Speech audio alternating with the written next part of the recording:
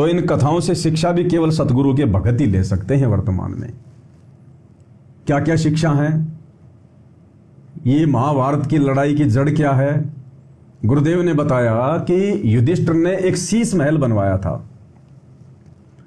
और इस शीश महल को देखने के लिए दुर्योधन भी चला गया कि भाई चलो देखते हैं, भाई ने बहुत सुना है, बहुत अच्छा महल बनवाया है।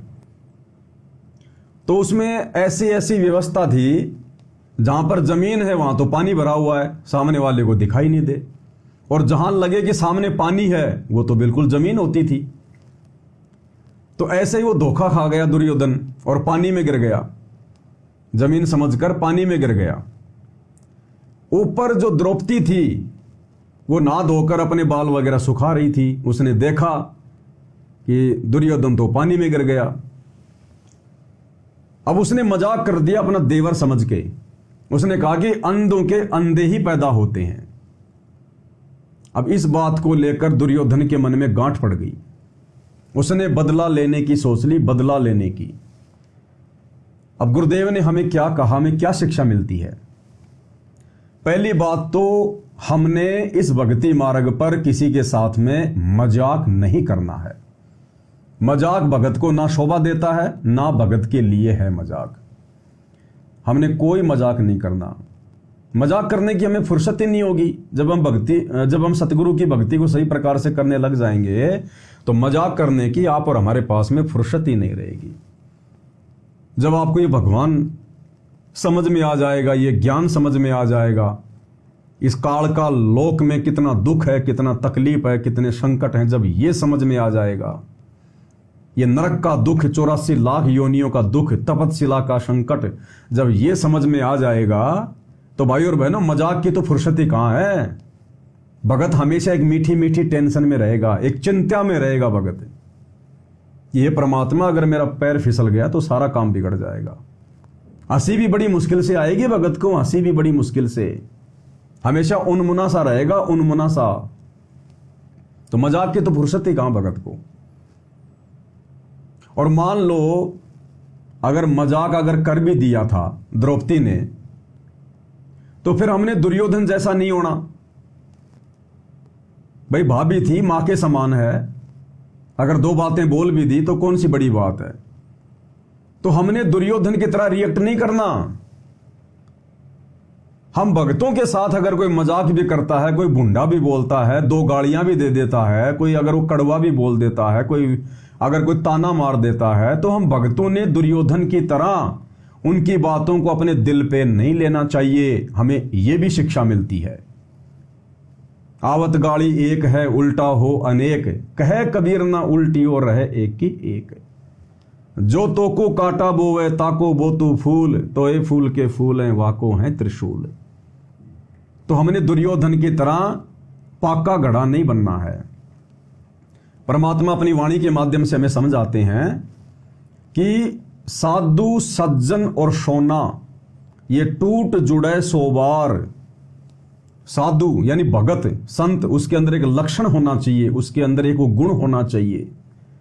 अगर किसी बात को लेकर आपस में छोटी मोटी कोई तकरार हो जाए, मनमुटाव हो जाए, झगड़ा भी हो जाए, तो उन्होंने परमानेंट उस झगड़े को अपने दिल पे नहीं लेना। जैसे दो छोटे छोटे बच्चे आपस में लड़ लेते हैं, झगड़ लेते हैं और आधा घंटे में फिर वैसे ही हो जाते हैं, फिर आपस में खेलने लग जाते हैं, प्यार प्रेम से बोलने लग जाते हैं।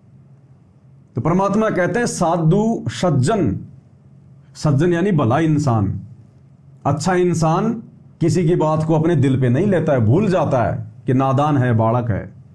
साधु सज्जन सोना, सोना एक धातु है, उसको कितनी बार पिघला दो, कुछ भी बना लो, आपने उसका हार बना लिया, फिर हार को आपने वापस तोड़ ताड़ के पिघला के चाहे दूसरी कोई चीज बना लो, चाहे 1000 बार उसको दूसरी तीसरी चौथी चीजें बना लो, आसानी से बन जाएगी।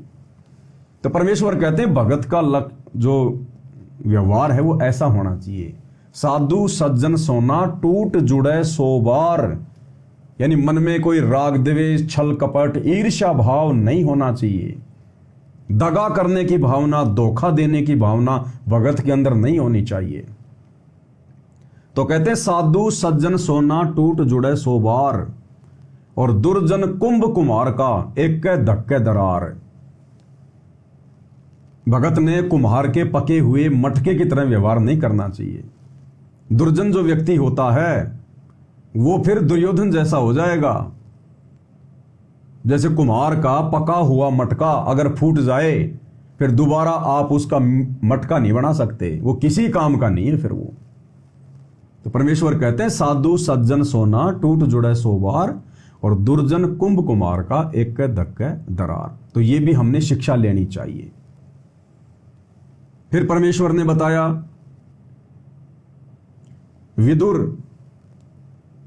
विदुर भक्ति बीज था, परमात्मा की आत्मा थी। जिस समय द्रौपदी को नंगा करने की कुचेष्टा की जा रही थी दुर्योधन के कहने पर, दुशासन के द्वारा, तो किसी ने विरोध नहीं किया। द्रौपदी ने सबसे प्रार्थना करी। केवल एक भक्ति बीज बताया परमात्मा ने।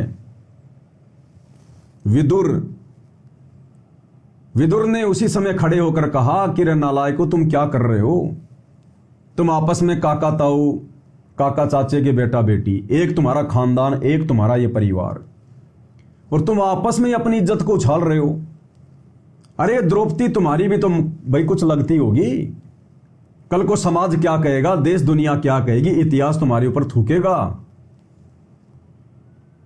लेकिन वहां पर विदुर की बात नहीं मानी गई, विदुर की पिटाई हुई। उसी समय विदुर ने सभा छोड़ दी और वहां से निकल गया तो वो बच गया, अन्यथा सबका बक्कल उतरा वहां पर, सबका। तो भगत के अंदर विदुर जैसा स्वभाव होना चाहिए। या तो कहीं जाओ मत, कहीं बैठो मत, और अगर कोई बात हो जाती है तो फिर 2 शब्दों में कहो कि भाई ऐसी ऐसी बात है, ये गलत है, ये सही है, नियम तो ये कहता, भाई बात तो ये है। और फिर यदि आपकी बात को वैल्यू नहीं दी जाती है, महत्व नहीं दिया जाता है, फिर वहां नहीं बैठना चाहिए।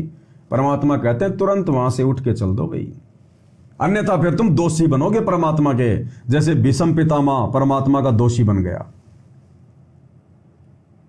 जो गुरु था उनका वो दोषी बन गया, जो कर्ण था वो दोषी बन गया, और वो द्रोणाचार्य जो उनका गुरु था वो दोषी बन गया। और अंत में देखो किस प्रकार दुर्गति से उनकी मृत्यु हुई, दुर्गति से।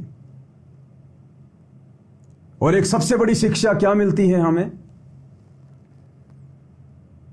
भीष्म पितामह, द्रोणाचार्य और कर्ण, इनके अंदर दुर्बुद्धि कहां से आई? दुर्योधन का मलिन अन्न खाकर, उस पाप आत्मा का अन्न खाकर। तो हम भगत भाई बहनों ने सतगुरु के शरण में आने के बाद, सतभक्ति लेने के बाद, हमने अनुपदेशी के यहां पर बिल्कुल भी भोजन पानी नहीं करना चाहिए। वो चाहे हमारा आड़ोसी पाड़ोसी हो, चाहे रिश्तेदार हो, चाहे कोई जीवी हो। जो सतगुरु का हंस नहीं है, जो सतगुरु का भगत नहीं है, सतगुरु से उपदेश प्राप्त नहीं है, उसके ऊपर 3 लोक का भार चढ़ा हुआ, 3 लोक के पाप, जन्म जन्मांतरों के। और यदि हम उसके घर का अन्न खाएंगे, जल पिएंगे, तो फिर हम उसके पाप कर्मों में हिस्सेदार बनेंगे, और फिर हमारे अंदर भी वही कुबुद्धि, वही विचार उत्पन्न होने शुरू हो जाएंगे। गरीब ईश्वर पद से मरहम नाही। अब कहते हैं मांगने वाले को कितना पाप लगे कि जो परमात्मा से जुड़ी हुई भक्त आत्माएं नहीं से, उनके भोजन खाणते भी पाप लगता है, नरक में जाता है। अब हम अपने सेवका का रोटी उसका भोजन पाते हैं जो हमारे उपदेशी हो चुके हैं ईश्वर के।